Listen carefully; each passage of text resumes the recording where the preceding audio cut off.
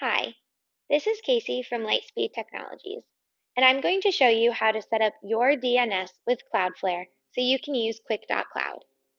Please note, the site we are using in this video has already requested a domain key and is linked to quick.cloud as shown in the WordPress dashboard. Please make sure your site is already linked to quick.cloud before continuing this video. If your site is ready to go, please visit your my.quick.cloud dashboard. On the Overview page, click CDN. Then on the following page, click Enable CDN.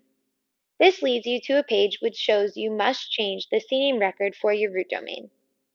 You do have the option to use your www domain and your root domain with quick.cloud if you wish. Please note, WordPress or your origin server's htaccess rules may have redirects set up with your domains. Please copy this domain for the next step. Now, navigate to your Cloudflare DNS dashboard. Delete the A records for your root domain and www domain. Then create CNAME records for your root domain and www domain. Set your Cloudflare proxy off. This is very important. It will show as DNS only.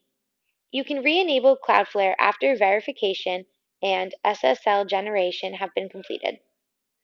Please note, if you have a mail record or an MX record, which uses your root domain, you will need to create a new subdomain and point the MX record to it. If you forgot your server IP, you can check it in the settings page for the domain you're setting up in my.quick.cloud. Please see down below for more information.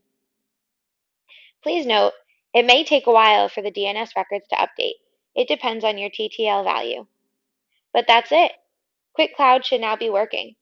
Thanks for watching and please enjoy quick.cloud. Leave questions and comments down below. Bye!